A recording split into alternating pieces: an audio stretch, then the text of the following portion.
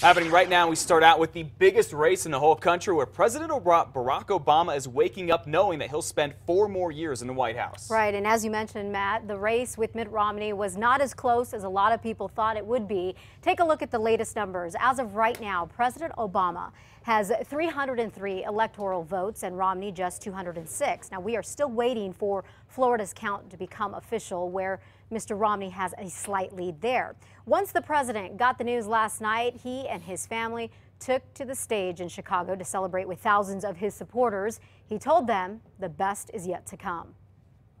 You elected us to focus on your jobs, not ours. And in the coming weeks and months, I am looking forward to reaching out and working with leaders of both parties to meet the challenges we can only solve together. And it is no secret, President Obama certainly has his work cut out for him. Congress is still divided, with Republicans in charge of the House and Democrats running the Senate. As for Mitt Romney, he just couldn't get the electoral votes needed to win. As he conceded last night, he thanked the people who supported him. I so wish that I had been able to fulfill your hopes to lead the country in a different direction, but the nation chose another leader.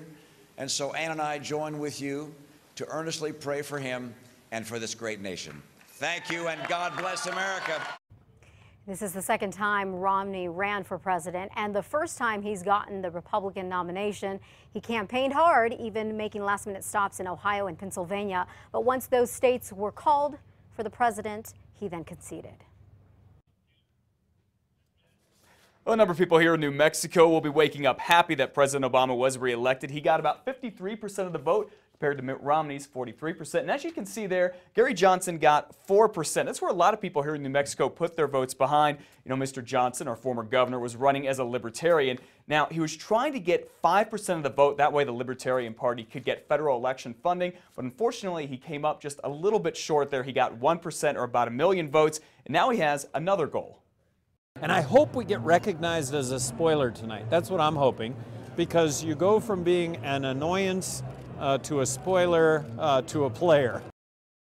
Now to the big race a lot of people here in New Mexico is watching, the one for the U.S. Senate here, where Martin Heinrich is going back to Washington. This time he'll be a U.S. Senator. He beat Heather Wilson in the race to see who's going to replace Senator Jeff Bingaman, who's retiring after spending a long time in Washington. There are the results right there. Martin Heinrich 51%, Heather Wilson 45%. This is one of the last races to be called. It was closer than a lot of people thought it would be. In the past couple of months, polls showed that Heinrich had a double-digit lead, but he won there by just about 6 or 7 points. And this is a race that actually got a lot of attention, not just here in New Mexico, but all across the country, because of the bitter battle going on in Congress right now. Well, I think the American people sent them a message tonight, that that's what they expect. They expect us to work together. Nobody has a lock on the electorate, but the message tonight was clear that the president's going back. You better work with him. Wilson and Heinrich both have been elected to the U.S. House. Heinrich has been there for 4 years, and ironically, he took Wilson's seat when she gave it up to run for the Senate. Now, in this race, Wilson fought an uphill battle from the get-go and just couldn't get enough support in the end. Throughout this campaign, Martin Heinrich promised that he would always put New Mexico first. He has earned the opportunity to keep that promise, and we should all wish him well in that effort. Hopefully people are in a better mood to compromise, because we're going to need to do that, and hopefully we can heat up this economic recovery, put people back to work, and get back to the business of this country. Mr. Heinrich praised Ms. Wilson for her service and for the sacrifice she and her family have made to serve this country. Wilson was with her family last night, and her daughter was wiping away tears as her mom cried. A very emotional scene there on the stage. Ms. Wilson has not said what she's going to do in the future. Now, as you've probably seen with a lot of ads on TV and a lot of those mailers getting to you at home, both Democrats and Republicans have been dumping millions of dollars into the race, not just nationally, but also here locally. And this includes Governor Susana Martinez and her Republican colleagues in a pact they created to try to knock the Democrats out of the State House and the Senate. So did that work? News 13's David Romero is here with the answer. Good morning, David. What do you have? Good morning, Matt. Well, that's right. Governor Martinez and her super PAC, of course, put a lot of cash into this campaign and to try and turn the House from blue to red. And, of course, this morning it's not looking like that's going to happen. And right now, Democrats have a 36-33 majority in the House. And there were 6 races that could have gone either way. That includes Albuquerque, Albuquerque's North Valley, where firefighter Emily Kane, a Democrat, faced off with Republican attorney Chris Saucedo. Now, Saucedo lost to Kane 51-49. Now, it was close, and Governor Martinez and her team targeted races like the one in the North Valley to try and make it a more friendly environment for Republicans in the next legislative session.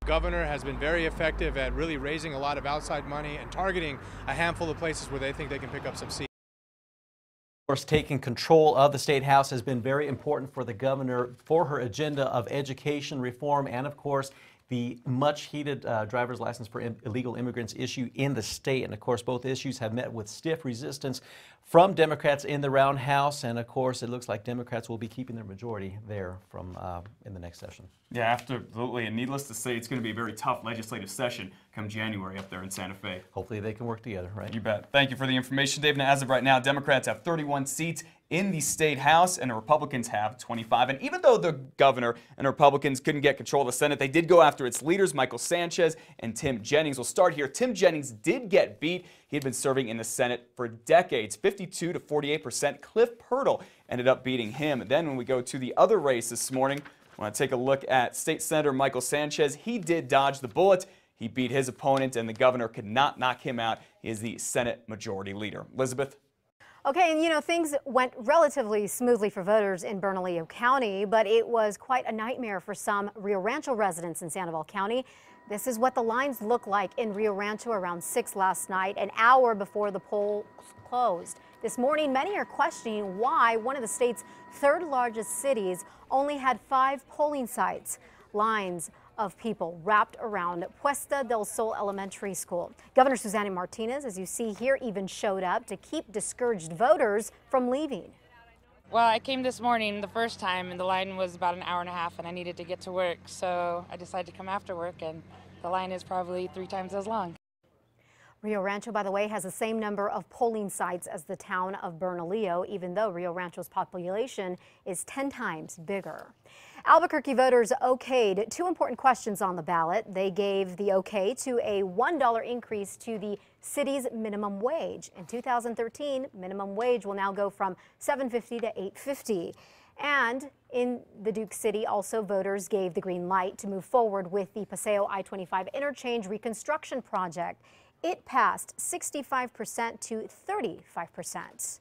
Now, interestingly enough, Albuquerque's mayor is on very different sides of those issues. Let's start with the Paseo project. If you remember, Mayor R.J. Berry wanted the city council to approve the $50 million bond on its own and not send it to a vote, but some councilors wanted it to, so that's what the people got to.